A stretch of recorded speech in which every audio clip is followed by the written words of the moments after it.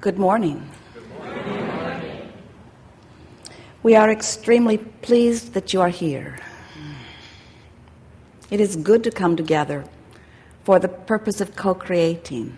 Do you agree? Yes. You are knowing what you are wanting? Yes. Really? Well, we believe that you do, to some extent. In other words, knowing what you don't want helps you to know what you do want, doesn't it? Someone said to us one day, when we were trying to get them to focus upon positive things, and we sort of laid out a list of positive things that she might think about, and she said, "Oh, Abraham, I don't want those. I've already got those."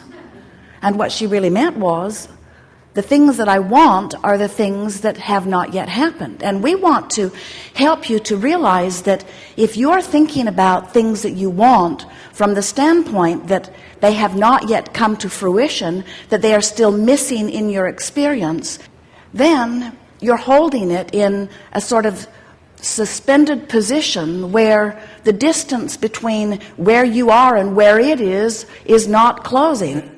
So what we're wanting you to realize is you have these patterns of thought, and law of attraction is helping you to sustain the pattern of thought that you have. A belief is just a thought you keep thinking.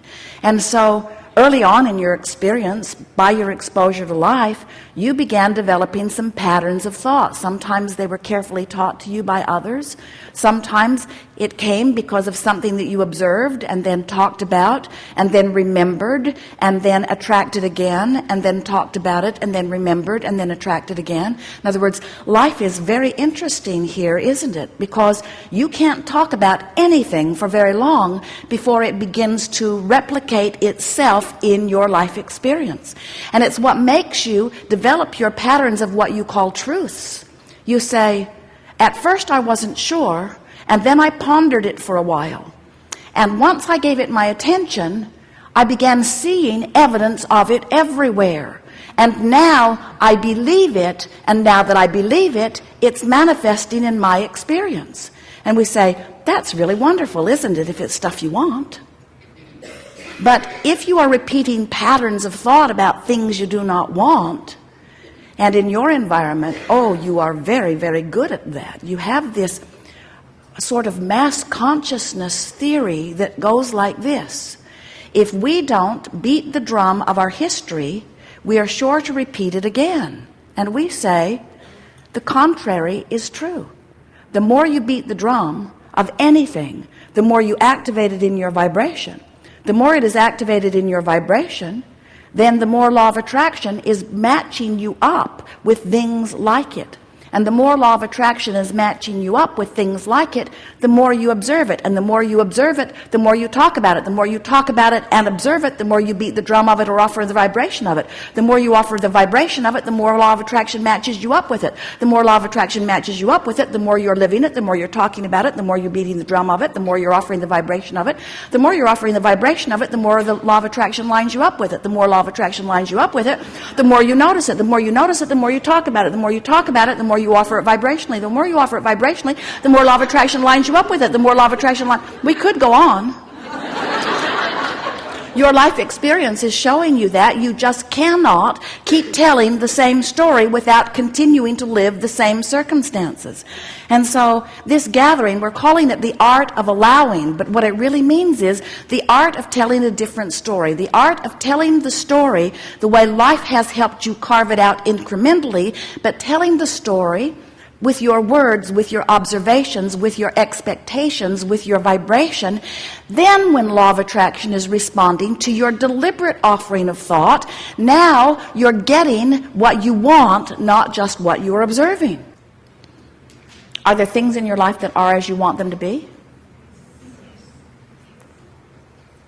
Keep telling that story. Are there things in your life that are not as you want it to be? Don't tell that story. You cannot choose something that feels better until you are aware of what you are choosing. So, relief is the order of business. What do you want to talk about?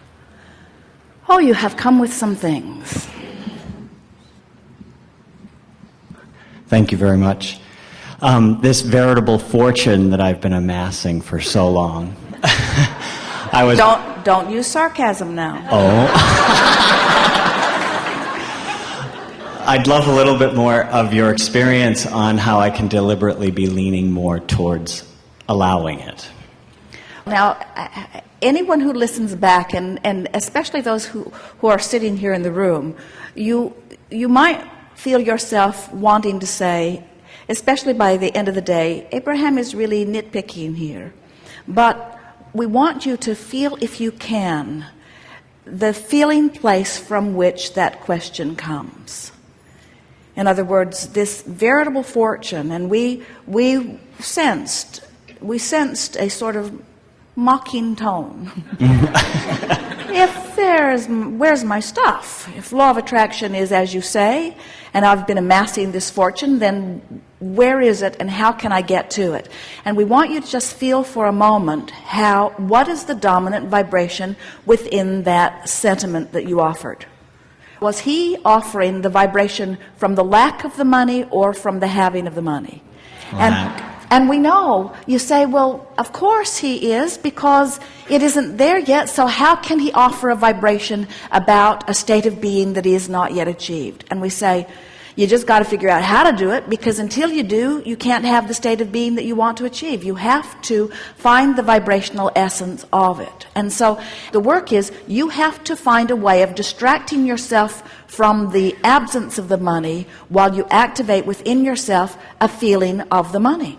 So things like feeling appreciation for the prosperity that you are living, feeling appreciation for the possibility of more coming. In fact, we'd like to say that even when you get into an attitude of hope, you're much closer in vibration to allowing it than when you are in the vibration of doubt.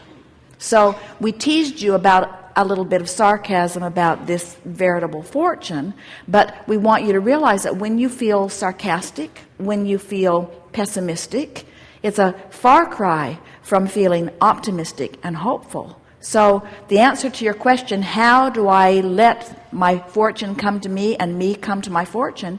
It's by pretending that it's already done, by taking pieces of the fortune and mentally expending it, by imagining how much fun it will be to have it, to enjoy the feeling of relief even before you have the actual reason to feel the relief, by caring so much about the way you feel that you guide your thoughts apart from the reality. We love your question. We love the question, how do I get from where I am to where I want to be? And the answer is, look in the direction of where you want to be and speak in the direction of where you want to be, and never again look back over your shoulder about where you have come from. And if you can pull that one off, as soon as tomorrow, you'll have evidence of your veritable fortune. Astounding. Thank you.